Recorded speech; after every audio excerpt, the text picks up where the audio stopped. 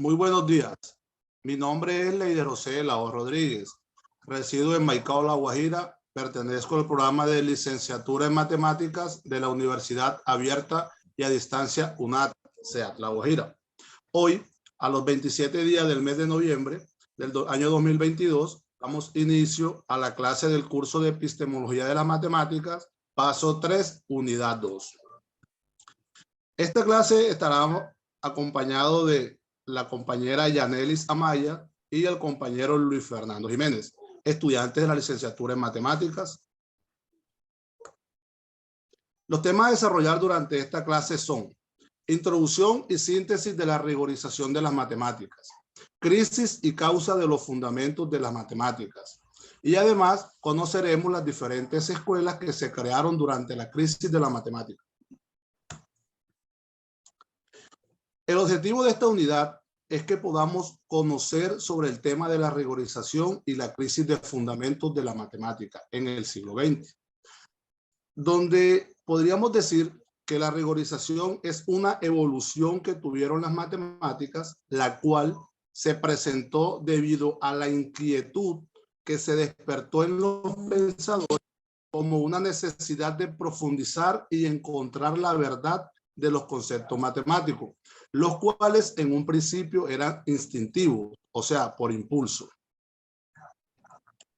Es ahí donde surge la llamada crisis de los fundamentos matemáticos, debido a que en el año 1874 el matemático Georg Cantor realiza posibles descubrimientos en los procesos de las matemáticas.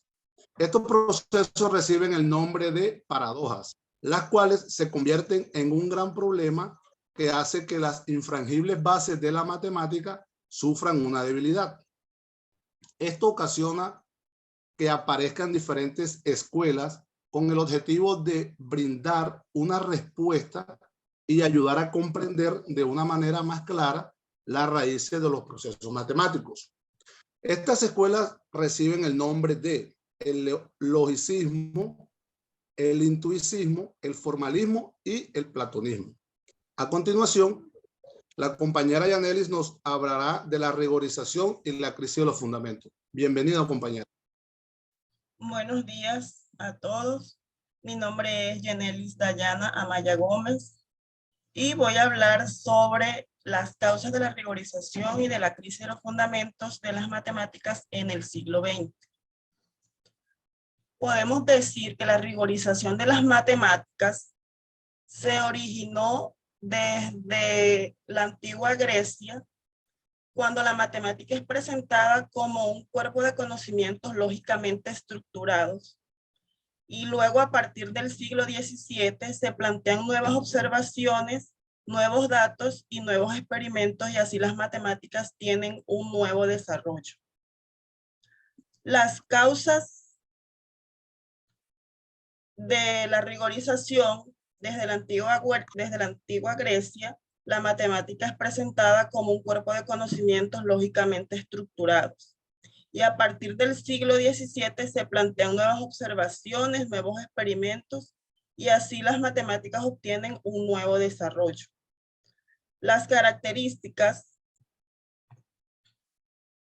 de las matemáticas deben tener un orden lógico para su construcción, y las matemáticas se fundamentan no solo en la intuición, sino en hechos reales y demostrables por medio de los axiomas lógicos.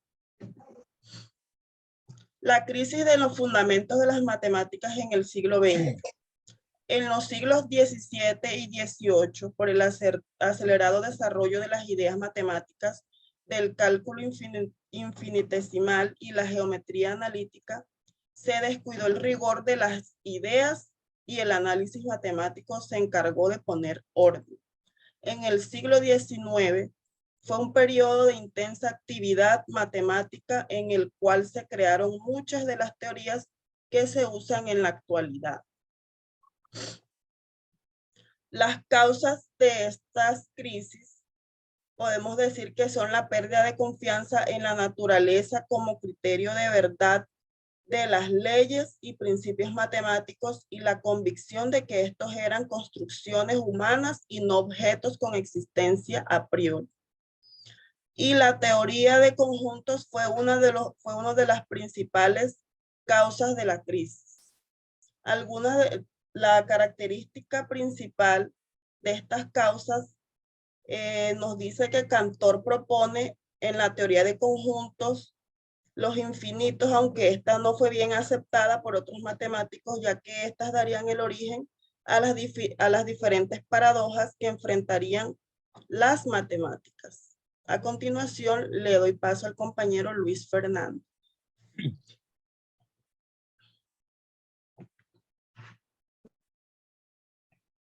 Muy buenos días, mi nombre es Luis Fernando Jiménez Arrieta. Actualmente estoy residiendo en el municipio de Maicao, La Guajira. Queremos hablar un poco acerca de las escuelas, las 4 escuelas principales, podemos decirlo así, que surgieron a través de la crisis de los fundamentos en las matemáticas. Y hay que mostrar que estas 4 escuelas pues tuvieron su surgimiento a raíz de eso que mencioné anteriormente, ¿no? Y podemos estacionarnos en el final del siglo XIX y principio del siglo XX. Para esa época, pues estas 4 escuelas que vamos a tratar comenzaron a surgir. Una de ellas, pues, es el platonismo. Y pues el platonismo viene de allí, de esa terminología de su exponente como platónico, ¿no? Ahí se tomaron algunas bases, algunos principios, algunos fundamentos para que en el siglo XIX se comenzara de pronto a reestructurar nuevas ideas en cuanto a esta escuela. El platonismo matemático también es conocido como realismo matemático y es una corriente de pensamiento que afirman que los objetos matemáticos, tales como los números, las figuras geométricas, incluso las funciones, no son simples invenciones humanas, sino que son objetos abstractos, es decir, que existen por sí mismos, independientemente de la razón humana. Los objetos y teoremas matemáticos existen en forma aislada en un mundo material, independiente de un espacio y tiempo. Por eso, para los platonistas, para ellos lo más importante de los objetos matemáticos no son las leyes, sino más bien que estas no se inventan, perdón, sino que se descubren. Esa es la teoría principal que mantienen el platonismo como tal. ¿Quiénes fueron sus exponentes? Bueno, hay varios, pero vamos a destacar el pionero. En este caso, el fundador de este platonismo moderno, podemos llamarlo así, es Golden, fundador de la moderna teoría de conjuntos. Y uno de los más importantes, perdón, además de Golden, es un matemático físico llamado Frege. Él es considerado como uno de los pioneros en este tema del platonismo. Seguido de esto podemos mencionar la segunda escuela que surgió debido a la crisis de los fundamentos. Y esta tiene que ver con el logicismo. Obviamente, cuando hablamos de logicismo, podemos decir que es la lógica. Pues el logicismo es una de las corrientes principales de la fundamentación de las matemáticas y tiende a reducir toda la matemática a la lógica. Y precisamente allí tenemos a Glöckner Frege, que estábamos hablando al principio como el pionero, ¿no? En descubrir esta terminología y sobre todo de implementar teorías, estrategias, especialmente basadas en la lógica para dar paso a esta escuela que fue muy importante a finales del siglo XIX y del siglo XX. La tercera escuela es el formalismo. ¿Qué podemos mencionar de esta teoría? Bueno, el formalismo, además de, ya había surgido la lógica, el formalismo matemático consiste en construir la matemática como un sistema lógico formal, pero puro, cuya condición fundamental es la ausencia de contradicción, prescindiendo de todo tipo de contenido. Y se trata pues de un sistema formalmente vacío. En cuanto al formalismo, obviamente este contradice la lógica. Hay un pionero muy importante que defendió, por decirlo así, a capa y espada esta escuela, y es David Hilbert. Él es considerado como el fundador del formalismo moderno, y su interés era la construcción de axiomas matemáticos que constituyen y complementan la totalidad de los números naturales. Por eso podemos llegar a la conclusión de que esta escuela también dio sus aportes importantes en su época a la rigorización de las matemáticas. Y por último tenemos el intuicionismo. Es otra escuela que surgió a finales del siglo XIX y siglo XX, donde el intuicionismo es un posicionamiento filosófico acerca de la realidad de las matemáticas. Desde ese punto de vista, yo le dije media hora estaba llorando. No hablamos ni media hora. por favor, hay una bulla. Dayana, ¿puede silenciar el micrófono, por favor, de la bulla? Muy bien, entonces retomo con el intuicionismo, ¿no? El intuicionismo es un posicionamiento filosófico acerca de la realidad de la matemática. Desde este punto de vista, podemos decir que la matemática, ya sea basada en los números, en los conjuntos infinitos, etcétera, es interpretada en términos de construcciones mentales, de tal modo que se pueda ver el intuicionismo como una variante del constructivismo. Uno de los pioneros en este movimiento, o en esta escuela, perdón, fue Brouwer. Él se le cataloga como el precursor del intuicionismo, y las ideas básicamente de esta escuela están fundadas en el pensamiento matemático que él implementó para su época. Muy bien, esto han sido las 4 escuelas. Damos paso entonces a compañero Leider. Muchas gracias, compañeros, por sus interesantes aportes. Entonces, a término de conclusión, podemos decir que la rigorización de las matemáticas y la crisis de las matemáticas llegaron a causa de una necesidad que se despertó en los diferentes pensadores por aclarar y conocer el origen y el significado de las cosas, de los pensamientos matemáticos, más sinceramente. Eso es todo lo que tengo que aportar.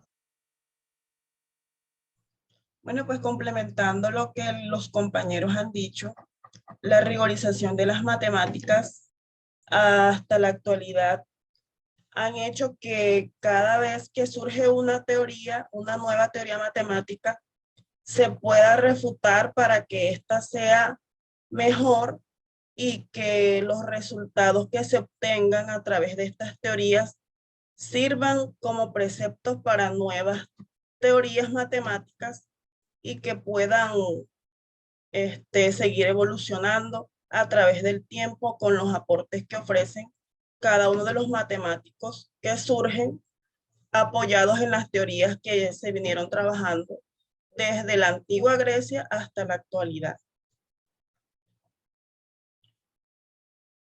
Muy bien, entonces yo también puedo dar mi conclusión de animadora.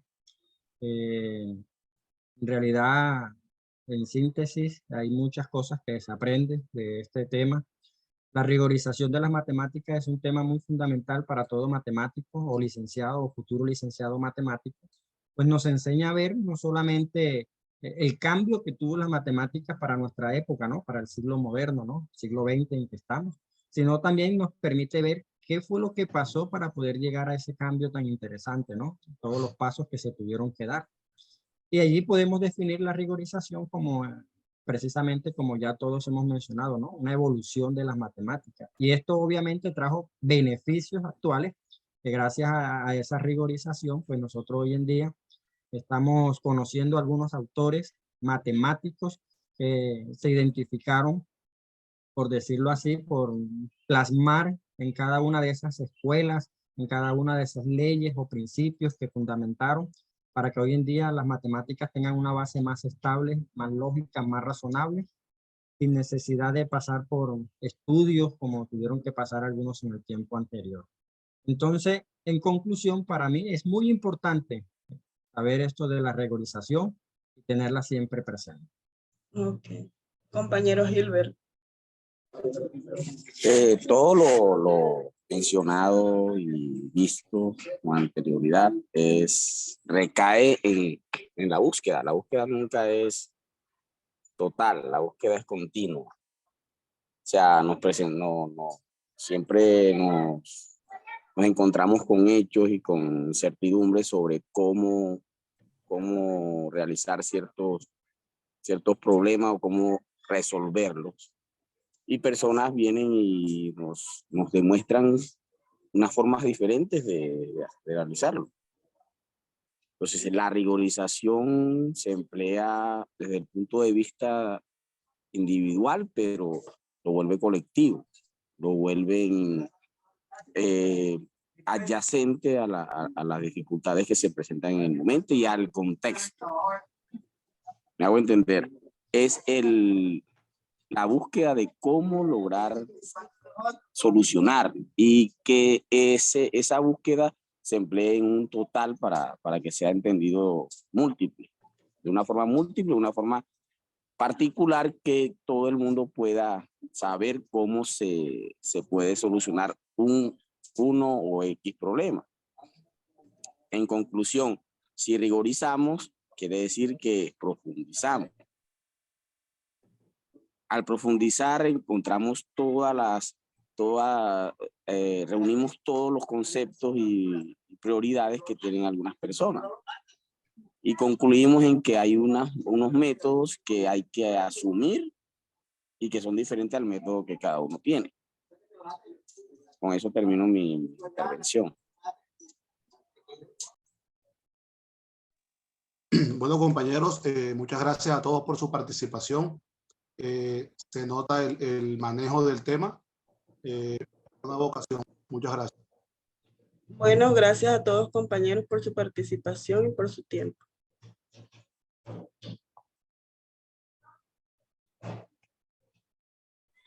Gracias a todos y esperemos que trabajemos más. Acabo. Okay.